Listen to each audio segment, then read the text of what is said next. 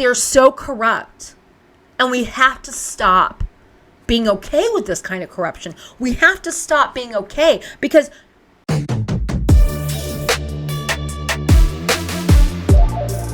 I want to talk about abortion rights and how the Democratic Party has basically drugged their feet on it so they could fundraise off of it. Now, we know that the right, the Republicans, they are not here for women. They are here for white and male supremacy. That's it. That's what the right is all about. White male supremacy.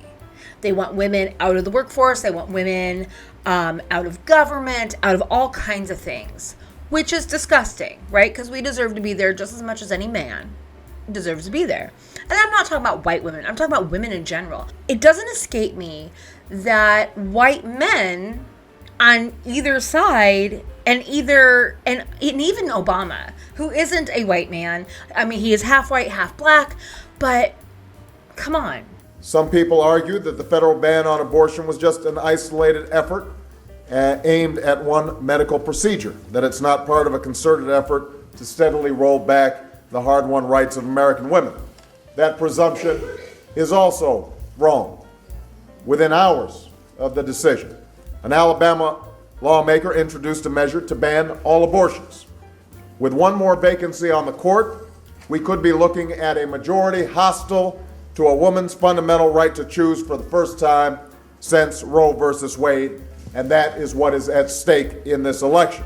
As we've seen time after time these last few years, when the precedent says otherwise, when the science is inconvenient, when the facts don't match up with the ideology, they are cast aside.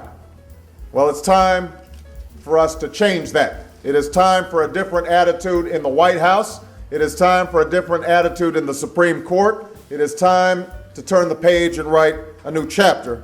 The Freedom of Choice Act is not my highest legislative priority. I believe that women should have the right to choose, but I think that the most important thing we can do to tamp down some of the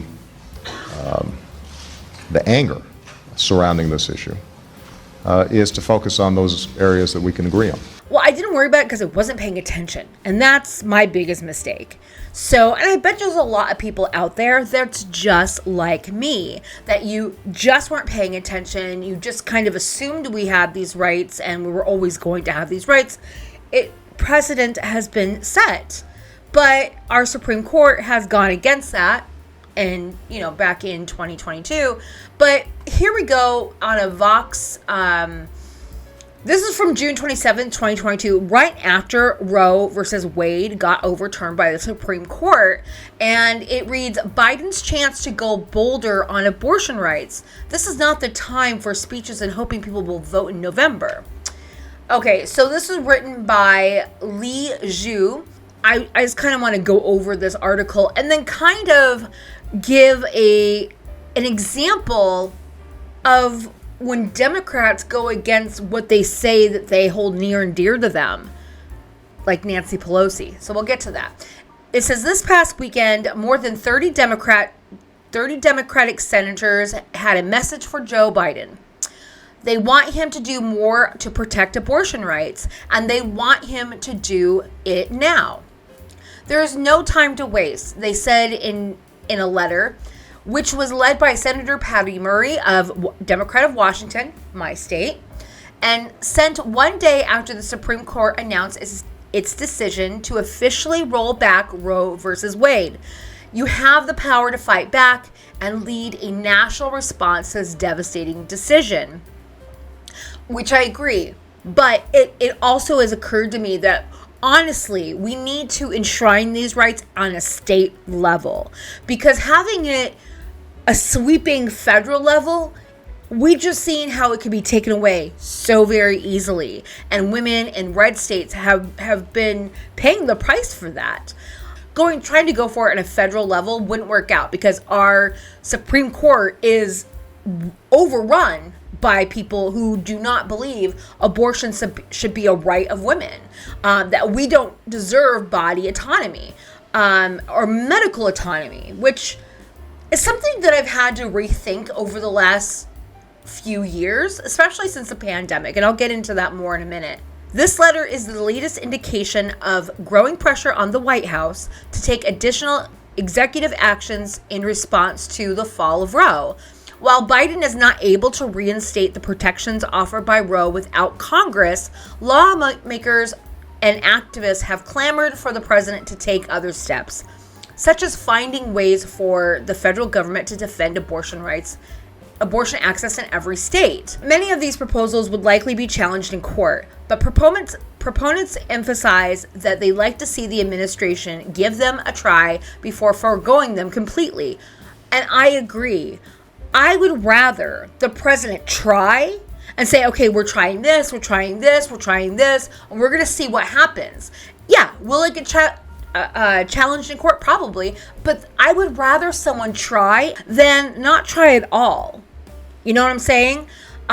Because it's this lack of trying that is really leaving a bad taste in my mouth. It's a lack of, they just keep saying, oh, we support women's right to choose, but their actions say something very different. Democrats aren't here for us. They're here for their paychecks. That's it.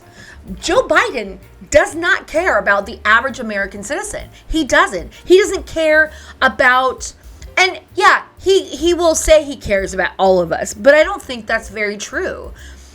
Because he shows it in what he does or what he doesn't do. You see what I'm saying?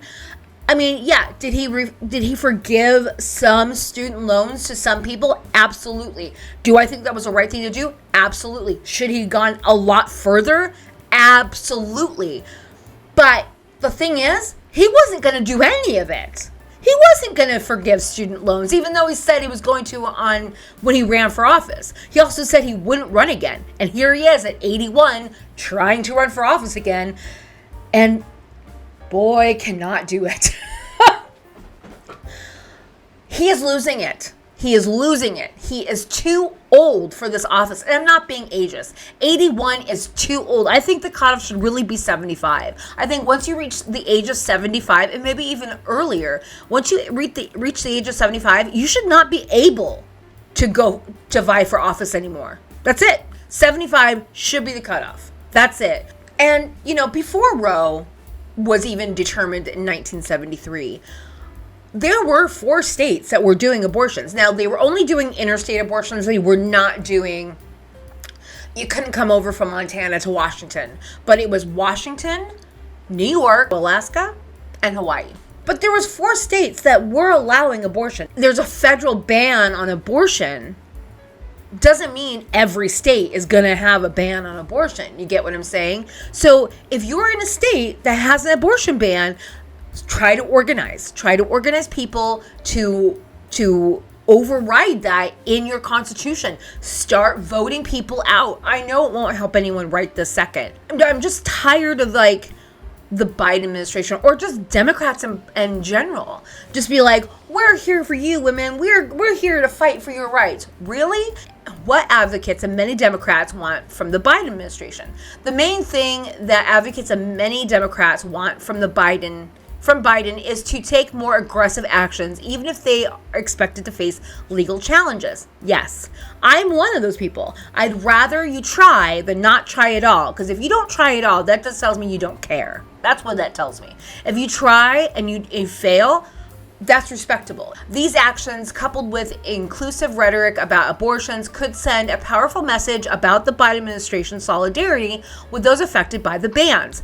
As of early this week, 9 states have already implemented trigger laws, which included either bans on abortion or severe limitations in access. And now, 2 years later, we have 22 states that have effectively either severe reduction on abortion access or a straight out ban, like the heartbeat law. Like a woman, she almost died. She had to go to the hospital to be treated for sepsis because the child inside of her was not going to be viable, basically because there was still a heartbeat. Of a little baby named Tylee, and this is a little urn to hold her ashes. She was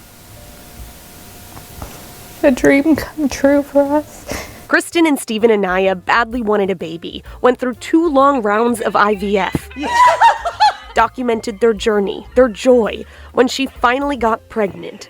But suddenly, at 16 weeks, Kristen lost nearly all her amniotic fluid. Tylee, hospital doctors said, would not survive. I was being told that I was losing my daughter.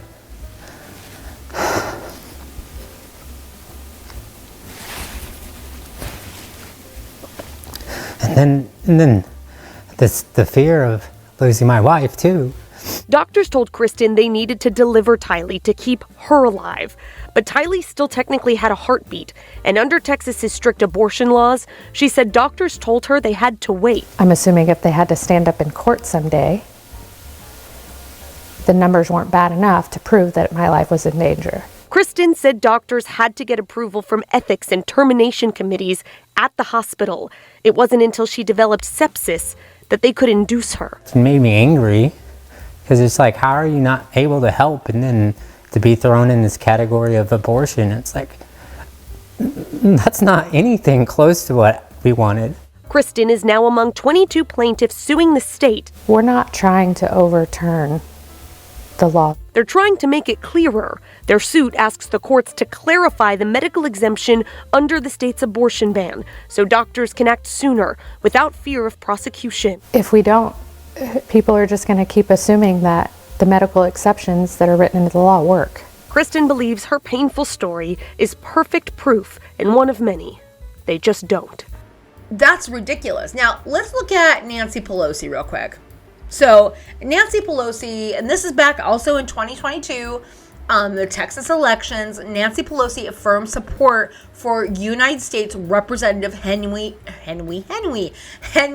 Cuellar after FBI raid primary runoff birth.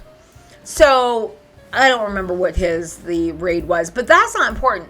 Henry Cuellar is an anti-abortion Democrat. Like, he's the last one out there.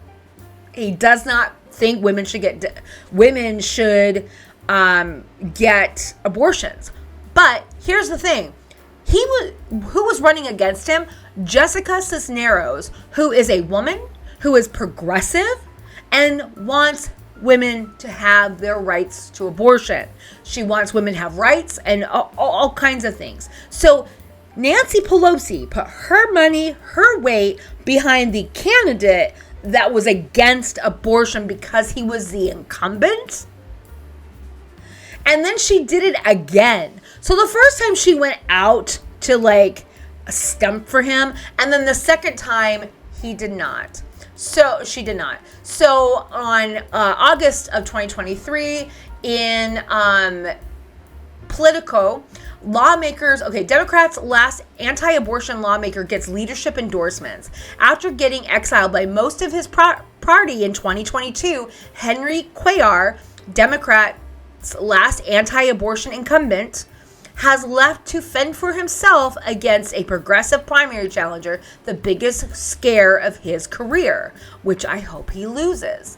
So, Representative Henry Cuellar announced endorsements on Thursday for his 2024 re-election for the entire House Democratic leadership team, a sharp reversal from the last year's midterms when he was all but abandoned by his party's top brass. The endorsement list includes Minority Leader Hakeem Jeffries. Does he think he's for women's rights? Because he's not if he's backing Cuellar. Minority Whip Catherine Clark, D from Massachusetts. Caucus Charter Pete Aguilar, D from Democrat from California. And former Democratic Whip Jim Clyburn, Democrat from South Carolina, on top of 2 former leaders who reined in their support for his 2022 race, Representative Nancy Pelosi, Democrat from California, and Steny Hoyer, Democrat from Maryland. Extreme MAGA Republicans target Henry for defeat last year, but the residents of South Texas decisively returned back to Washington. Jeffries said in a statement, adding, "Together, we will reclaim the majority of the House of Representatives." But the thing is, I mean, I hope whoever's running against him that's a progressive wins this time. Because it's, and this is a common thing. So Democrats going against progressive runners, they routinely back the incumbent. That's not nearly as good as the policies from the progressive candidate.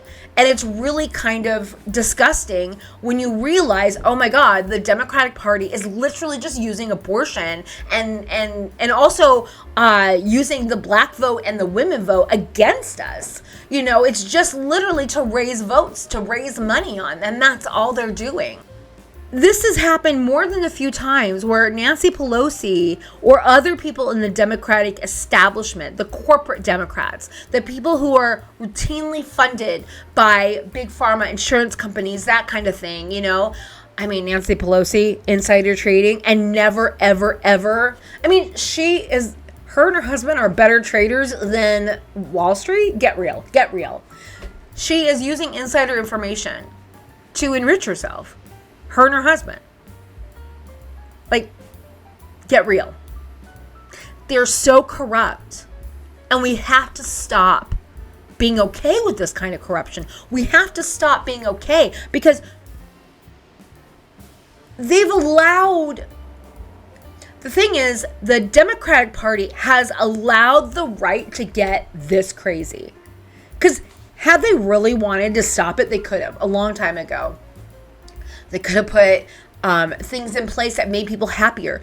The reason why the right has done so well in polls and stuff like that, the reason why Trump has done so well is because so many people are unhappy. And he comes out and says, I'll save you. It's these people, these brown people over here, they're the ones making you poor, making you unhappy. It's not true. But you know what? It's an easy target. So he targets them. And his cronies kind of fall in line. But the thing is, it's a cult. And people that are in cults act differently than they would anyway, outside of a cult. So we need to figure out a way to get these people out of a cult. But really, the way we have to do that is to elect somebody that is actually going to change things for everyone, not just for Democrats, not just for Republicans, for everyone. So everyone has a better time. So I'm saying that our choice should be Kennedy. So I watched Robert Kennedy or Bobby Kennedy, whatever you want to say, on the Young Turks. Cenk had interviewed him. Now, he went over a host of things. They did not go over abortion access, and I think that's okay because, to me, because he said, when they were talking about, because he gets this term anti-vaxxer, right? And you know what you think about anti-vaxxer. We think back to the pandemic, and people are like, oh, that's not true. It's not science. And, you know, and as he was talking about it, and he was talking about body autonomy, which I do appreciate more than I did before, even for vaccines, but he also... and not that I'm anti-vax, I'm not. I'm actually 100% for vaccines, and I'll sign up for all of them. I've never had a bad time with them, but I know people that have. I know of people that have. People have died from these vaccines, and we need to make them safer. So he did bring up a couple of... And I think that the rest of the media does a great disservice when they don't actually hear you out. So let's hear you out. So, Bobby, as you know, I don't agree with you on vaccines because we've talked about it before. And so help me understand this. So if you say to me, hey, listen, Big Pharma is lying about X, Y, or Z, that doesn't seem inconceivable to me at all. Big Pharma, I can't stand them for a number of reasons, for all the reasons that you sued them in the past and the damage that they've caused in different cases, for the fact that they're preventing us from negotiating drug prices. So I'm not convinced by mainstream media or the lobbyists, et cetera. But when I go to talk to about the COVID vaccine, every doctor I know, every scientist I know, they say the entire medical community and themselves say that it does work and that you're wrong about it. So do you see, Bobby, why it seems like you're asking a lot of people by saying, no, believe me, instead of what appears to be the entire medical community? Yeah, first of all, I bet you if you and I talked about vaccines and actually looked at data, you would agree with me on almost everything. But let me just, before I answer that question, let me basically outline how I stand on vaccines. Vaccines, no vaccine is safe and effective for everyone. There are certain numbers of people, the Supreme Court said, vaccines are unavoidably unsafe. That's when they upheld the immunity from liability. They said unavoidably unsafe. You cannot make them completely safe for everybody. So, and if you look at the list on a manufacturer's inserts, there's 420 injuries that are listed on the manufacturer's inserts from vaccines. My concern is the people who get injured. And I think, the medical community's reaction to those people is that we shouldn't talk about them because it will sow doubt about vaccines if you even admit anybody's getting injured. The vaccine courts have paid out billions of dollars in injuries, so the injury is real, it's undeniable, and it's on the manufacturer's insert of every vaccine, and they're very serious injuries, including death. Whether they're rare or not, I think we should be able to talk about them. There are kids with rare cancers, and we talk about them. And if somebody has a vaccine injury, we ought to be able to, and the scientists and doctors who are treating them ought to be given a fair hearing. And that's really where I come down. I think we should have good science, and we all should have informed consent, which means everybody knows we have really good science that tells us all the answers about efficacy and safety. Everybody knows what the side effects are, and you can make an informed choice about it, and we shouldn't be mandating them to people. That's really, if you love your vaccines, I'm not going to take them away from you. I'm just going to give you good science, and I'm going to try to make them as safe as possible. The thing is, I think we do need to make better steps to make them more safe for more people. Because if you're showing people that you're trying to make it safe for everyone and to make it absolutely as safe as humanly possible for everyone, then more people will trust it more. You get what I'm saying? Because I think the people who end up being anti-vaxxers see that we're not talking about people that are injured, that there are injuries, but we're just sweeping it under the rug. Why are we sweeping it under the rug? Why aren't we talking about this? And it does bring up questions. Now, I'm okay with vaccines, but I could see someone's hesitation. The Black community, they had a huge hesitation, and I totally understand why. They had hesitation because, I don't know, people that look like me like to experiment on people that look like them. Yeah, so I totally get why they were so skeptical of it. But I think if they saw a leader of our country trying to make it safe for everyone, when we're in a situation where you're seeing science in real time, we don't normally see that because it's all hidden. But maybe if we make it more out in the open, if we talk about it more, maybe that'll be easier for people to understand because it's in people's faces more often. That's the way I'm thinking about it. So I believe RFK is the right candidate. So I don't like his policy on Gaza. I don't like it, but his domestic policies, I think, will make a big enough impact that we can work on other things later on. You get what I'm saying? Yes, the plight of Palestinians is near and dear to my heart, but so is this country. So is everybody in this country, including Palestinians, including, Jewish Americans, including Native Americans and European Americans and Asian Americans and African Americans, everybody, or Mexican Americans, everybody, anybody you can think of, everybody. So that's what we need to be right now. We need to, I think, focus on that for our presidency and go from there. But I think watch the whole thing with Cenk Uygur. I don't agree with how Cenk actually reacted to a few things, which is fine. I love Cenk. I love him to death. I don't always agree with him, but I do love him to death, and I think he's a good man. I think he comes from a good place. You get what I'm saying? He has the right. Same thing with Anna Kasparian. Love her, or any of the hosts, honestly. Love her. I don't always agree with her. I agree with her more than I agree with Cenk, but I do often agree with Cenk, and it's like I don't have to agree with someone 100%. There's enough with Bobby Kennedy that makes him so much more attractive than any of the other candidates, because it's just he wants to make it easier for women to have children. You know, he wants to fix the housing market. He wants to fix it so big corporations can't buy up your house. That's good.